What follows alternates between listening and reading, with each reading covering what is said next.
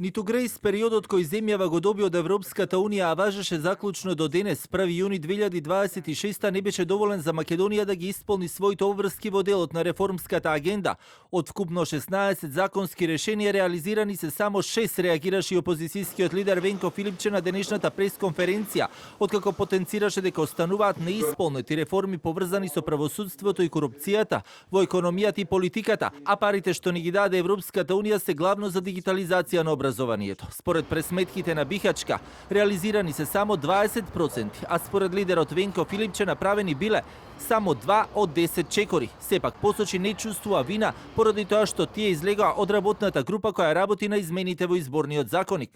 Еве веќе се касни година дена, веќе сме добиле продолжување на рокот и повторно од 10 закони кои што требало да се донесат лани во јуни, па е продолжен рокот до овој јуни, донесени се само 2. Владата баре изговори зашто реформската агенда да каже дека не е исполнета. Па сега крив е Социјалдемократскиот сојуз на Македонија.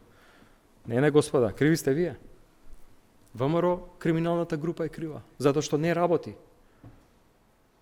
Се им стана битен изборниот закон, а овие други над 30 кои што не се спроведени, како тоа ќе го објаснат? И за тоа е Социјалдемократскиот сојуз на Македонија крив. Од власта пак и натаму оптимисти дека ќе се исполнеле најголем дел од како што велат за останатите задачи, но и како аргумент го наведува и последниот извештај на Европската комисија според кој Македонија сработила најмногу на планот на реформската агенда во второто полугодие од 2025 година, споредбено со своите соседи. Сепак шефот на дипломатијата Тимчо Муцунски пак и денеска ја обвини опозицијата како кочничар на, како што рече, измените во изборниот законник откако го напушти ова тело.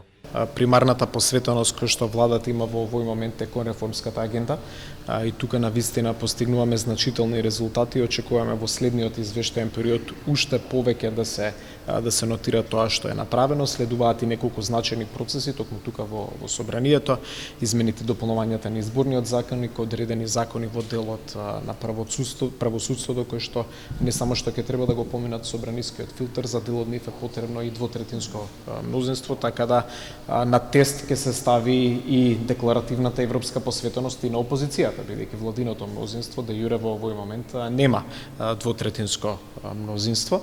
Она пак што и натаму треба да се реализира и носењето на новиот кривичен закон со цел да се направат и реформи во изборното законодавство, да се направи список на државните предпријатија, да се даде законски утврдена висина на средствата на судството и обвинителството, да се опремат институциите за борбата против корупцијата и слично.